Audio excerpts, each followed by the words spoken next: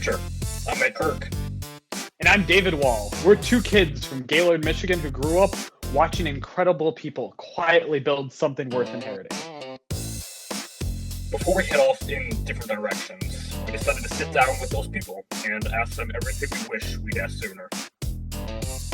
Because we believe the greatest thing one generation can give the next isn't money or property, it's wisdom. And we're here to make sure that it doesn't get lost.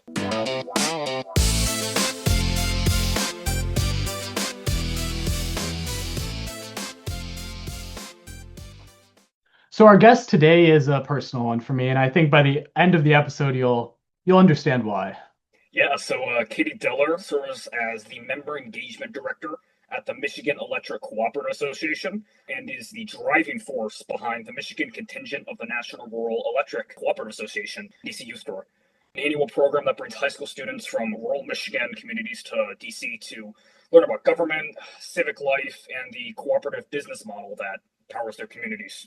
She revitalized the program following the pandemic and has mentored dozens of students every single year.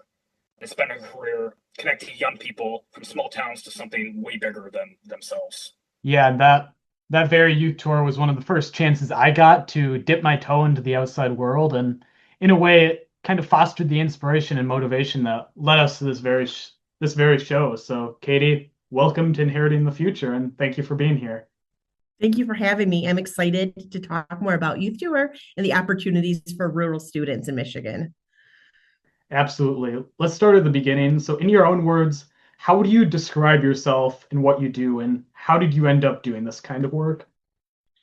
All right. So like Nate said, I'm the Member Engagement Director for the Michigan Electric Cooperative Association, also known as MECA. That's a network of 11 electric cooperatives throughout the state of Michigan. So all the way from Ontonagon in the UP over to the Thumb and then down to the southern part of Michigan as well. So we cover the entire state. As the Member Engagement Director, my priorities are youth programs, political advocacy, and education and training. I've worked at electric cooperatives for just over 11 years in roles of increasing responsibility. I started as a receptionist, and as opportunities became available to get more involved, especially with the electric cooperatives across the state, I took them. And about 3 years ago, this position became available, and I took the leap because I was really excited to work with all the co-ops across Michigan and support them in whatever ways they needed. Yeah, so what drew you specifically to rural electric cooperatives? And obviously it's not the most obvious career path, but what was the pull towards that career?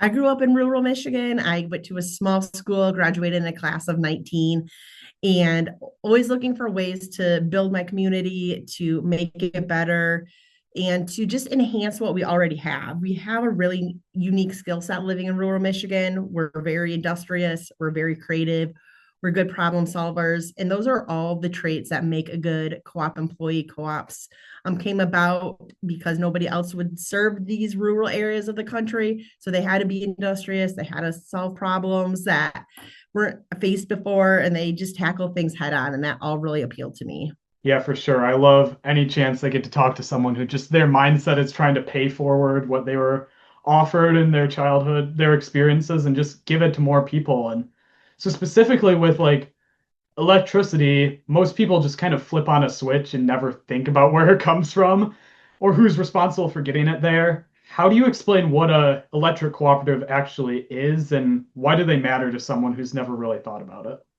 Yeah, so really, electric cooperatives bring electricity to the homes of about 22 million Americans across the country. So really substantial. They're in 48 states, so a big footprint. But there's all kinds of things they do. They make electricity, they move electricity, they bring it to your house. So it's just everything from kind of the beginning to the end of the cycle, to powering your homes, charging your phones, turning your lights on, all of it. Yeah, that's awesome. I know I never really knew much about electric cooperatives until I started talking to David about it. And he obviously taught me a little bit about the 7 cooperative principles. And 2 of them in particular seem to, I would say, define your work, which was education and concern for the community.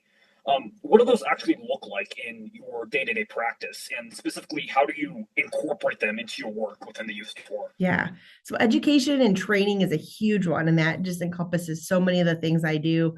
Just today, for example, I'm in the midst of scheduling a training for cooperative directors across the state to ensure that they're up to speed on what's happening in the cooperative world. They have credentials they have to maintain, so helping them maintain their credentials. We also held an all-employee meeting with our CEO, so another opportunity for education for all of our employees. That was today as well. And we look for opportunities to bring training to Michigan's electric cooperatives employees and directors that's efficient. So using tools like webinars, podcast, central hosting locations to reduce travel time and expenses, all those things to keep employees and directors up to speed and educated on what's happening in the co-op world. Concern for community is a huge one as well. That really plays a role when you think about youth tours. What's going on in the communities where we operate, where electric cooperatives operate, what's going on in those, the lives of the rural youth, and how can we bring them into the cooperative family at a younger age and keeping them connected to the co-op family and the co-op world. So things like the youth programs, youth tour, speaking at board meetings. Political advocacy is another big one, because it's advocating for rural Michiganders and the keeping electricity affordable, reliable, and keeping the lights on in a way that's sustainable. So that's renewable energy and other things like that. Yeah, absolutely. And I think electric cooperatives too, coming from a rural area, like it really has quite the interesting history to it. And I learned a bit about this when I was in DC a few years ago, but they like stem back from Franklin Roosevelt's the New Deal and the Rural Electrification Act. And they were like created to serve communities that were left behind more or less as electricity became more and more prominent throughout society. Can you like speak a little bit to the importance of this original mission and the history and why it still matters today? Yeah, absolutely. So, like you said, FDR created the Rural Electrification Act as part of the New Deal. And that was because so many rural communities did not have electricity. So, their more urban brethren had electricity. They had all the modern day conveniences that electricity brings. So, think about in the 1930s farming, refrigerators. I mean, just all those basic things that made life not only easier, but more efficient, especially if you're thinking about farming practices. And the rural Americans were not part of that. So he created the REA, Rural Electrification Act, which established low interest loans that allowed mostly farmers to start electrifying the rural parts of America. So that just kind of goes back to seeing a need and feeling, all right, these were farmers, not electricians, not engineers. They were just farmers who saw a need in their community and were like, hey, we can band together. We all can chip in some money. We need electricity. We need to be able to be at the same level with urban areas to compete. So that is kind of that start there. It's still a really important mission. And if you look at electric cooperatives across the country today, they're still embracing that with newer things like broadband. A lot of electric cooperatives have entered the broadband field because, again, rural Americans did not have access to the high-speed internet that they need to be competitive with their urban brethren. So a lot of cooperatives saw that need and stepped into that space to fill it. Yeah, let's talk about the youth tour, because I would say that's probably one of the most impactful things that you do for the rural youth. For anyone listening who doesn't know what it is, paint us a picture of what that week and the full experience looks like, maybe for a student that goes into it. Absolutely. A youth tour is a week-long trip to Washington, D.C., but it's not just a trip to Washington, D.C. You're going to see all the sites. We're going to hopefully have a few unique experiences that not everybody can do if they went to Washington, D.C., on a vacation or a school trip. But it's really about, for me, instilling confidence in the delegates. I want the delegates to see all the things, do all the things, but I really want them to go home and think, I just did something hard. I flew for the first time. I spent a week with a roommate that I've never met. I got myself up and out of bed every single morning, made it to the bus on time, walked 13 miles in 95-degree heat, and did it again the next day. I love how David's smiling because it's hard. And if you've never done those kind of things before, it can feel daunting. But I really hope that when they get home and look back, they're like, I just did some really hard things. I can do more hard things. I can apply to colleges I've never thought I might get into. I can fly across the country for college visits. I can have a stranger as my roommate. I can do these things. Yeah, for sure. And just kind of piggyback off of that, that's all true in my mind. Like for me personally, I said it's a step into the real world, a step into adulthood in a sense, because that was the most, I think, what was the term we came up for it? Supervised freedom, something like that. Yes, yes, supervised freedom. That was awesome to just get to wander around the National Mall and in groups and just be responsible for yourselves, but also be out there and get to see what you want because it's not like a school trip in the sense that you have to do this A, B, and C. And there's really some flexibility and it teaches you to go out into the real world and be your own person. It's more or less like a launch pad for young leaders. So, in your opinion, like what's the biggest transformation you like to see in kids from day one to the last day when they get back home? Yeah, it's definitely that self-confidence and just knowing that they did something hard. If you haven't gone to summer camp, you probably have had very little experience spending a week with a group of strangers. And I understand that's daunting. It's daunting to me as an adult, even taking students on youth tours. I'm spending a week with strangers too. It can be a little overwhelming. I don't know everybody's personalities, and you're feeling it all out in a I'd say semi-stressful environment. It's long days, it's tiring, it's hot, it can be emotional at times. But to look back and think like I did that. Like I can do other hard things. I've tackled a TSA line and now I know what to do. Like somebody helped me through it, but now I have that experience. I could do this on my own. Is a really incredible gift that we can give rural Michigan students. Yeah, so you took over the program during the COVID, right? Yes, yes. Yeah, so that must have been quite a challenge. Did you ever have a moment where like you weren't sure if it was going to work, and like if so, what was that like, and like what kept you going? Yeah, absolutely. I took over and the planning window was very short when I took over. And I just thought maybe we don't need to do it this year. Or maybe I'll just go and see what this trip is like. And then I thought about the 20 students who had already applied and were selected. And I was like, there's no way I can tell them we're not going to do this trip because I'm scared. What kind of leader am I if I'm not going to do something scared? So I sucked it up and I was like, we're going to do it. And it's going to be the best trip it can be. And if all I can do is make it better the following year. So we went and it was an incredible experience. It was a learning experience for me. And it was a really good growth opportunity for the students. For sure. And like it really just for me opened up worlds of possibility, not just for me, but also like within my own school, because people really didn't see these like youth leadership opportunities as meant for them. Like you hear about them and you think, oh, that's for someone else, somewhere in a bigger place, somewhere else. And like to get to see someone from your own school go out and taking advantage of these opportunities that are out there really just opens your world to the chance to go to Washington, D.C. and talk to people from every other state that's there, like close to 1,600 kids at the youth night. And then also to get the chance to take that initiative and be on the Youth Leadership Council as well. You're just upping the stakes and you're raising the ceiling on what you see as possible. And that was just amazing for me. And now to see in my own school, I did this trip 2 times ago. And in the next 2 years since then, we've had someone going. So it's just amazing to see that possibility. It opens so many doors I didn't even know were there to be opened.